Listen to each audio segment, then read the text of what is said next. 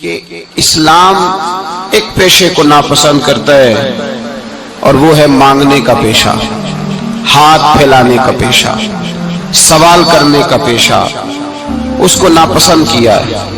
باقی تو میرے حبیب پاک سید عالم صلی اللہ علیہ وسلم نے فرمایا اگر تو محنت کر کے روزی کماتا ہے تو پھر تو معمولی آدمی نہیں، پھر تو اللہ کا محبوب بن گیا ہے، پھر تو محبوب الہی ہو گیا ہے، پھر تو اللہ تبارک و تعالیٰ تجھ سے محبت فرماتا ہے۔ اگر تو محنت کرتا ہے، مشقت کرتا ہے، آگے بڑھتا ہے، روزگار کے لیے نکلتا ہے، پھر تو اللہ کا محبوب ہے۔ نبی کریم علیہ الصلوۃ والسلام نے مزدور کو جو سب سے بڑا درجہ عطا فرمایا، سب سے بڑا مقام عطا فرمایا، وہ یہ ہے، کسی صحابی نے پوچھا یا رسول اللہ صلی اللہ علیہ وسلم سب سے اچھا کھانا کون سا ہے؟ تو حضور نے فرمایا وہ کھانا جو بندہ اپنے دو ہاتھوں سے مزدوری کر کے کھاتا ہے، وہ کھانا سب سے اچھا ہے۔ فرمایا اللہ کے نبی حضرت داؤد علیہ السلام اپنے ہاتھوں سے مزدوری کرتے، اور پھر نبی کریم سید عالم صلی اللہ علیہ وسلم نے جو دین ہمیں عطا فرمایا، اس دین کو حضور نے کوئی پنڈتوں اور جوگیوں کا دین نہیں بنایا کہ تم بس غار کے اندر چلے جاؤ، اللہ اللہ کرو، میری طرف دیکھیے گا۔ یہ نہیں فرمایا کہ تم بس ٹھیک ہے آ جاؤ مسجد تسبیح پکڑ لو، کوئی اور کام نہ کرو، بلکہ حکم دیا ہے کہ کسب معاش کرو، محنت کرو، جد و جہد کرو، ہاتھ ہلاؤ۔ قرآن مجید فرقان حمید نے کہا وَجَعَلْنَا اللَّيْلَ لِبَاسًا، رات تمہاری پردہ پوشی کے لیے بنائی گئی ہے، رات تمہاری پردہ پوشی کے، وَجَعَلْنَا النَّهَارَ مَعَاشًا، اور فرمایا دن تمہارے رزق کمانے کے لیے بنایا گیا، جد و جہد کے لیے۔ حضرت عیسیٰ علیہ السلام کی ایک نوجوان سے ملاقات ہوئی تو فرمایا تو کیا کرتا ہے؟ کہنے لگا میں عبادت کرتا ہوں۔ تو فرمایا کھاتا کہاں سے ہے؟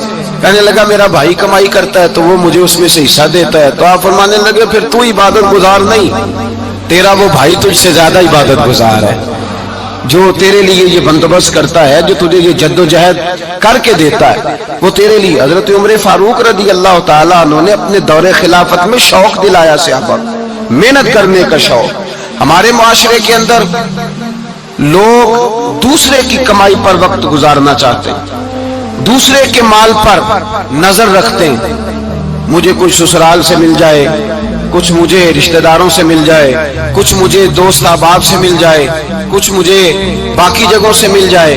لوگ مختلف جگہوں پہ نظر رکھتے ہیں اور مختلف ہیلوں اور بہانوں کے ساتھ دوسرے کا مال ہڑپ کرنے کی کوشش کرتے ہیں۔ میرے حبیب کریم علیہ السلام نے توجہ دلائی صحابہ کو، مزاج عطا فرمایا۔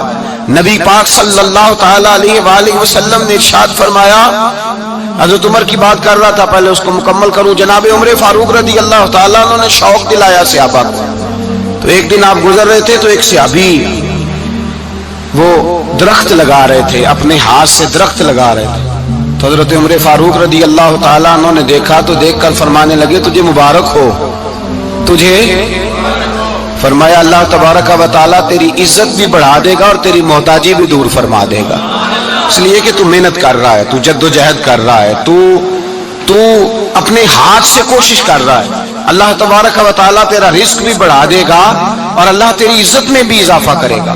نبی کریم علیہ الصلوۃ والسلام نے فرمایا عدل کرنے والے بادشاہ کے ساتھ جو آدمی جہاد کے لیے نکلے اس کا دین میں سب سے بڑا درجہ ہے، عدل کرنے والے حکمران کے ساتھ جو جہاد کے لیے نکلے اس کا سب سے بڑا درجہ ہے۔ فرمایا میرا وہ غلام جو صبح سے لے کر شام تک ایک دن رزق حلال کے لیے محنت کرتا ہے، فرمایا ایک پورا سال عدل کرنے والے بادشاہ کے ساتھ جہاد کرنے سے اللہ ایک دیہڑی لگانے والے مزدور کو زیادہ ثواب عطا فرمائے گا، اللہ اسے زیادہ اجر دے گا، اس لیے کہ وہ جد و جہد کر رہا ہے، وہ کوشش کر رہا ہے، میدان عمل میں نکلا ہوا ہے۔ مزدور کو ایک تو کاہلی بڑی ہے، ہر چوتھا نوجوان جس کو ہم دیکھتے ہیں اس کو پوچھتے ہیں تو کیا کرتا ہے؟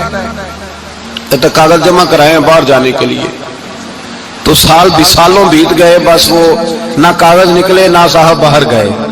بھائی کوئی کام کر لیں تو کہتے ہیں میرے ابا جی کو 2-4 کروڑ روپیہ دے دیں گے تو کچھ کر لیں گے، اگر نہ دیا تو پھر دیکھیں گے دائیں بائیں۔ اور اس ظلم نے، اس زیادتی نے گناہ کے دروازے کھولے ہیں، لالچ کے دروازے کھولے ہیں، قتل کے دروازے کھولے ہیں۔ اس گناہ نے رشتے ناطے توڑ ڈالے. لوگ کسی کی ذات سے تو پیار کر ہی نہیں رہے, جیب سے محبت ہو رہی ہے. لوگ دیکھتے ہیں کہ کون سا ایسا طریقہ اختیار کروں کہ بغیر کمائی کے میرے ہاتھ پیسے آئے.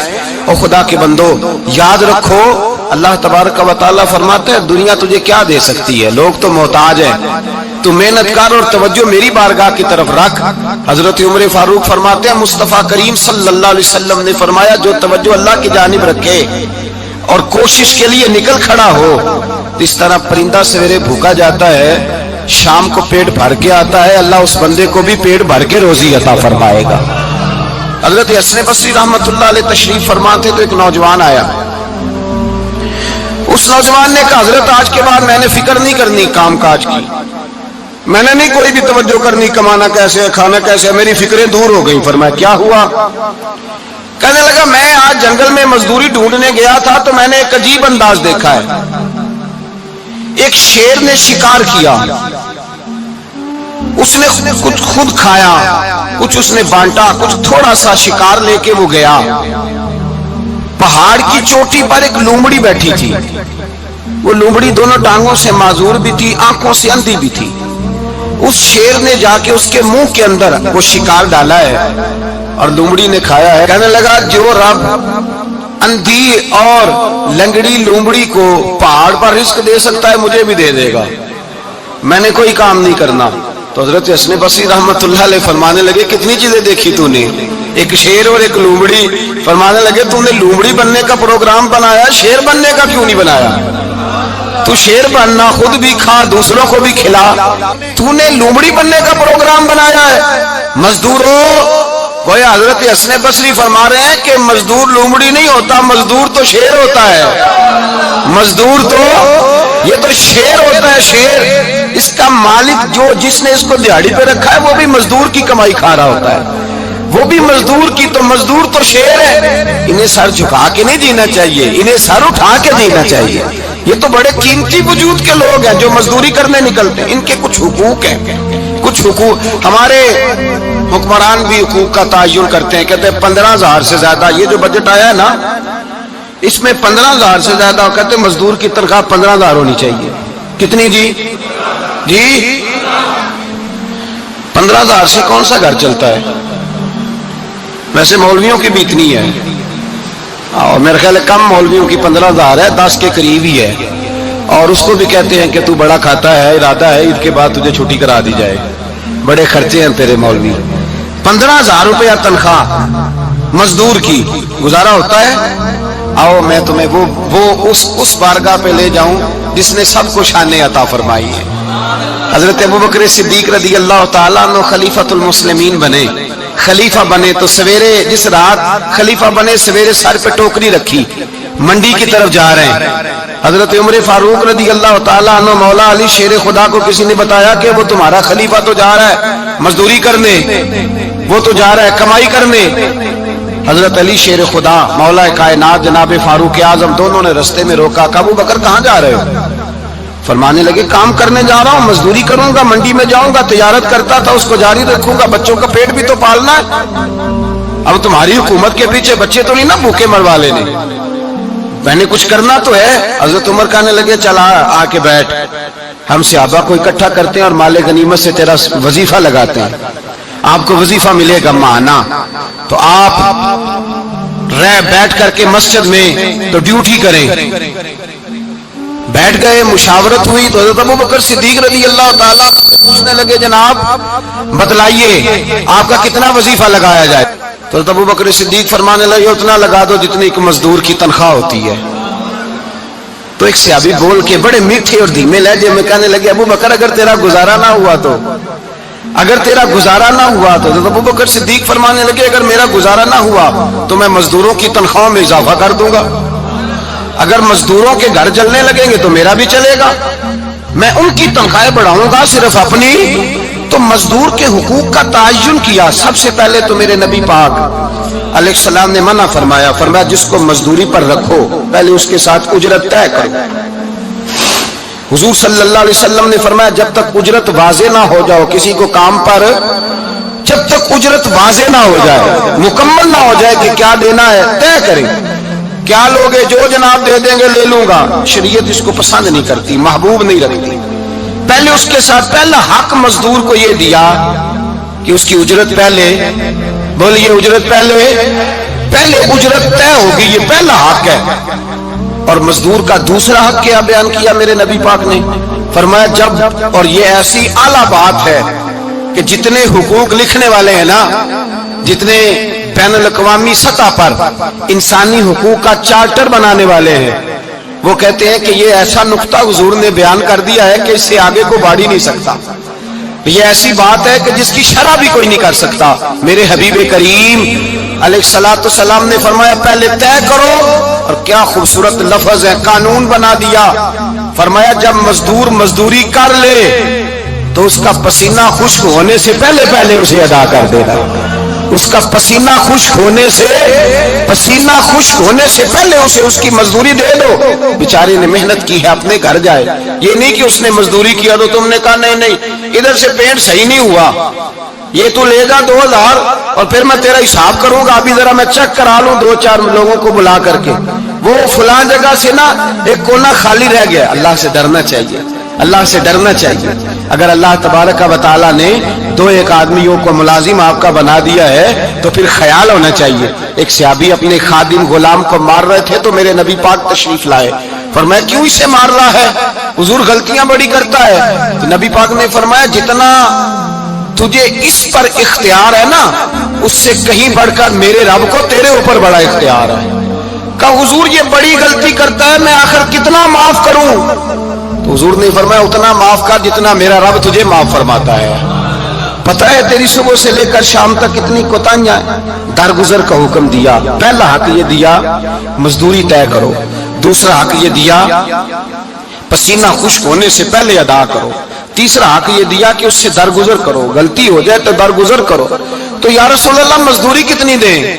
मेरे नबी पाक बुखारी मुस्लिम हुजूर सैयद आलम सल्लल्लाहु अलैहि वसल्लम ने फरमाया मजदूर का हक बयान किया नबी पाक ने, और एक बात इरशाद फरमाई तो उसके अंदर कई पहलू, एक हदीस में कई पहलू बयान फरमाए। हबीब पाक ने फरमाया जैसा तुम खाते हो वैसा ही उसे खिलाना। कोई नहीं, आप शायद सो रहे हैं कुछ हजरात। जैसा खुद खाते हो वैसा ही, भाई बस खत्म हो गई बात। इतनी बड़ी बात कर दी सरकार ने। कभी देखा है आपने कि मजदूर को ऐसे खिलाया जा रहा हो जैसा मालिक खा रहे हैं? हुजूर ने फरमाया भाई मजदूरों का हक ये है कि जैसा तुमने खाना है वैसा उसे खिलाना है, और फरमाया जैसा तुमने पहनना है वैसा उसे पहनाना है। और फिर मेरे हबीब करीम अलैहिस्सलाम ने इरशाद फरमाया उसकी हिम्मत से बढ़कर तुम उस पर बोझ नहीं डाल सकते। जितना काम वो कर नहीं सकता उतना तुम उसे दे नहीं सकते। और फरमाया अगर उतना काम देना है जो उसकी हिम्मत से ज्यादा है तो मैं उसके मालिक को कहता हूं वो भी उठ के मजदूर के साथ काम पे लग जाए, उठे उसके साथ काम में शरीक हो जाए। मजदूरी का भी तायुन फरमाया, और फिर उसको काम किस मिकदार का देना है, मजदूर को किस कदर ज्यादा उस पर बोझ डाला जाएगा, ये भी मुस्तफा करीम ने बयान फरमाया। फरमाया जो ला युकल्लिफुल्लाहु नफ्सन इल्ला वुसअहा, अल्लाह भी तुम पर वो बोझ नहीं डालता जो तुम उठा नहीं सकते। तो किसी मजदूर को तुम ऐसा काम नहीं बताओगे। हजरत उस्मान गनी रदी अल्लाह तआला अन्हु एक दिन हजरत उमर फारूक से कहने लगे उमर बस कर दे यार, तेरे बाद भी तो लोगों ने खलीफा बनना है, कैसे को तेरे रास्ते पे चलेगा? तो हजरत उस्मान गनी से जनाब उमर कहने लगे क्या हो गया?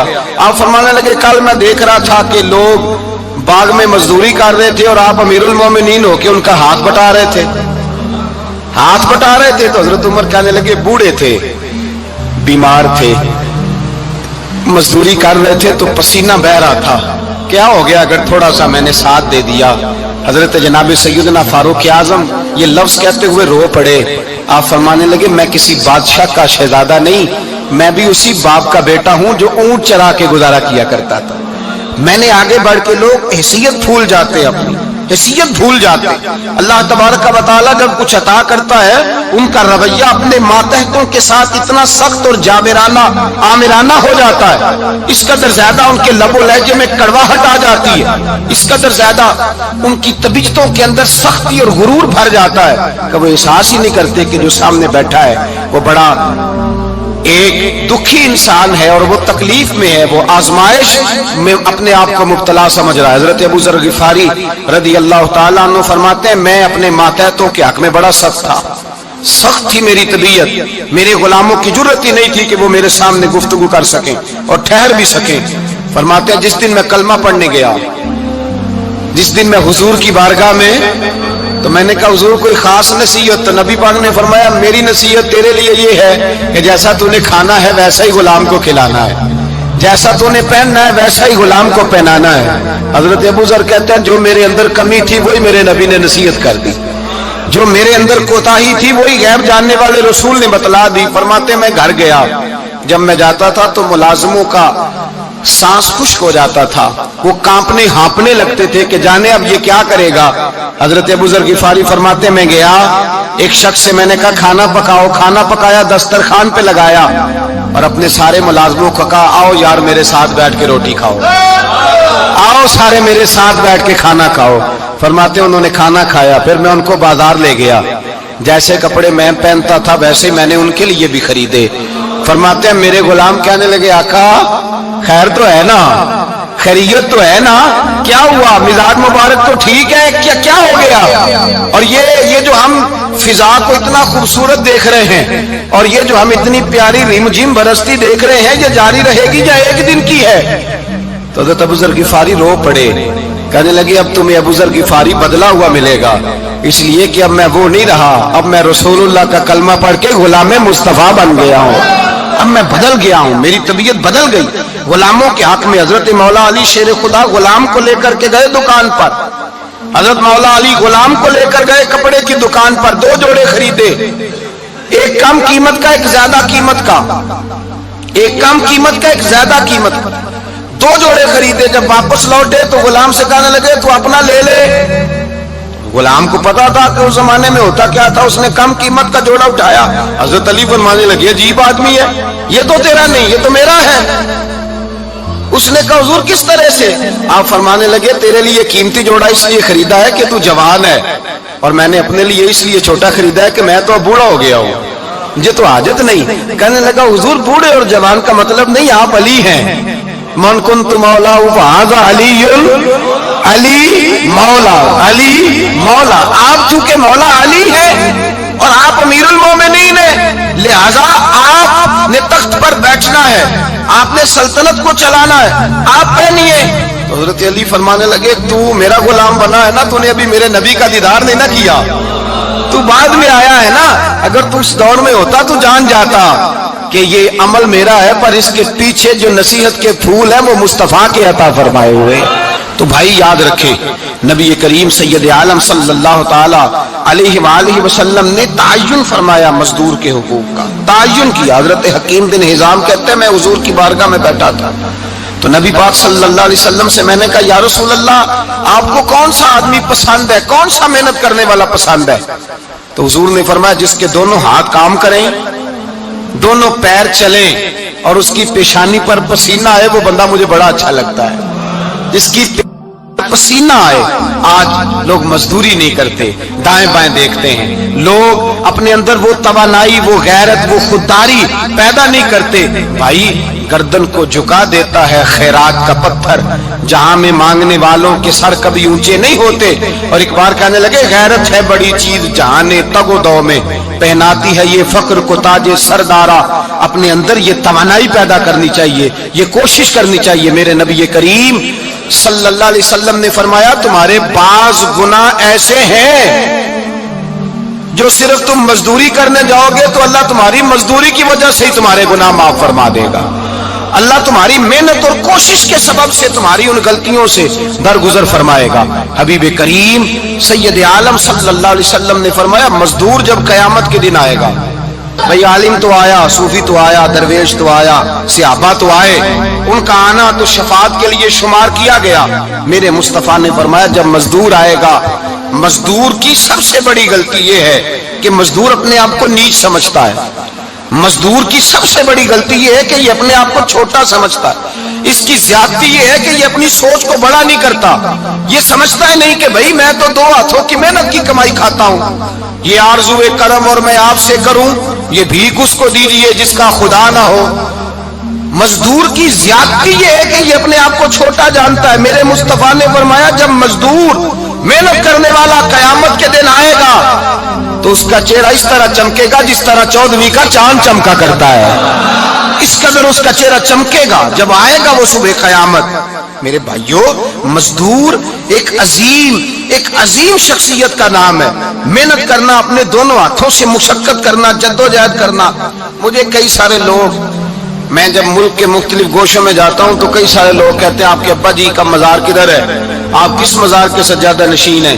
تو میں ان سے کہتا ہوں میں سجادہ نشین نہیں, میں تو کسان کا بیٹا ہوں, اور میں اس شخص کا بیٹا ہوں جو رات کو 2 بجے اٹھ کے بھی گھر سے نکلتے تھے 2 نفل پڑھ کے. تو ہم پوچھتے تھے کہ اماں جی ابا جی کہاں گئے؟ تو کہتے تھے چند کھیتوں کو پانی لگانا تھا, اور رات کو رخصت ہو گئے. فخر کی بات ہے, یہ اعزاز کی بات ہے, یہ اعزاز کی بات ہے. ہم نے ساری زندگی ان کے ہاتھ پہ چھالے دیکھے, لیکن بات لفظ زبان پر یہی دیکھی کہ بیٹا عزت والا وہی ہوتا ہے جو اپنے ہاتھوں سے محنت کر کے روزی کھایا کرتا ہے. بھائی یاد رکھیں, یہ اعزاز کی بات ہے. اعزاز, مزدور کا بیٹا فخر کرے, کسان کا بیٹا ناز کرے.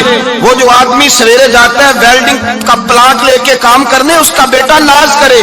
وہ جس کا باپ پھاوڑا چلاتا ہے, چھینی چلاتا ہے, تھوڑا چلاتا ہے, وہ ناز کرے. اور مزار صرف ان لوگوں کے نہیں ہوتے جو اللہ اللہ کرتے ہیں, ہو کرتے ہیں, وہ تو قابل اعزاز ہے اللہ کے بندے, ان کے بھی مزار ہوتے ہیں. مزار وہ بھی ہوتا ہے جس کو میرے مصطفیٰ نے فرمایا القاسب حبیب اللہ, جو محنت کرتا تھا, ہاتھوں سے جدوجہد کرتا تھا, وہ بھی تو اللہ کا دوست ہے نا, اس کا بھی تو مزار ہے نا, اس کی بھی تو قبر پر انوار ہے جو اللہ کا محبوب ہو کے گیا. تو بھائی اپنا اعزاز جانے, سمجھے اس بات کو. میرے مصطفیٰ کریم صلی اللہ علیہ وسلم مزدور کو عزت دیتے, وقار دیتے, اور جو حضور کے گھر میں خادم ہوتے ان کی ناز برداری کرتے. ہمارے گھر میں جو بی بی برتن دھوتی ہے وہ ہمارے ساتھ بیٹھ کے روٹی نہیں کھا سکتی, اس کو یہ اجازت نہیں ہوتی. ہمارا جو مزدور ہوتا ہے نا, ایک صاحب کہنے لگے یہ بچہ میرے پاس کام کرتا ہے, اس کے ابا جی بھی کرتے تھے. تو میں نے کہا اس کا مطلب یہ ہے کہ تم نے آگے نہیں بڑھنے دیا, تم نے کہا مزدور ہی رہنا ساری زندگی, یہی رہنا میرے پاس, آگے نہ بڑھنا. میرے مصطفیٰ کریم سید عالم صلی اللہ علیہ وسلم کے پاس جو لوگ کام کرتے تھے, محنت کرتے تھے, مشقت کرتے تھے. ہمارا ملازم ڈرتا ہے, کامتا ہے, وہ بات کرتا ہے تو صاحب جی کہتے کہتے زبان تھکتی ہے, 100 دفعہ موڈ کو دیکھتا ہے, گالیاں کھاتا ہے بیچارہ, اس کی عزت نفس کو اچھالا جاتا ہے, اس کو رسوا کیا جاتا ہے, اور وہ بیچارہ رات کو رضائی میں منہ دے کے روتا ہے کہ یار میرے نصیب صرف اس لیے کمزور ہیں کہ میں غریب کے گھر میں پیدا ہوا ہوں. ہم احساس نہیں کرتے, اور مزدور کو کبھی موقع مل جائے جان چھوٹنے کا تو بھاگ جاتا ہے. ہمارا کردار اور اخلاق ایسا نہیں ہوتا. حضرت زید بن حارثہ رسول اللہ کے غلام تھے, نبی پاک کے گھر میں جھاڑو دیتے تھے, برتن مانجتے تھے. یہ بچپن میں اپنے قبیلے سے گم ہو گئے تھے, کسی نے اغوا کر کے لا کر کے بیچ دیا, گم ہو گئے تھے. حضور کی بارگاہ عالی مرتبت میں لائے گئے. حضرت زید بن حارثہ سارا دن کام کاج کرتے. کوئی آدمی آیا ان کے علاقے کا, مکہ مکرمہ, ان کو پہچان کر واپس گیا ان کے قبیلے میں, اور جا کے بتلایا کہ تمہارا بیٹا تو محمد ابن عبداللہ صلی اللہ علیہ وسلم کے پاس. اس وقت حضور نے بھی اللہ نے نبوت نہیں فرمایا تھا. ان کے والد حارثہ چچا لینے آئے اور نبی پاک کے پاس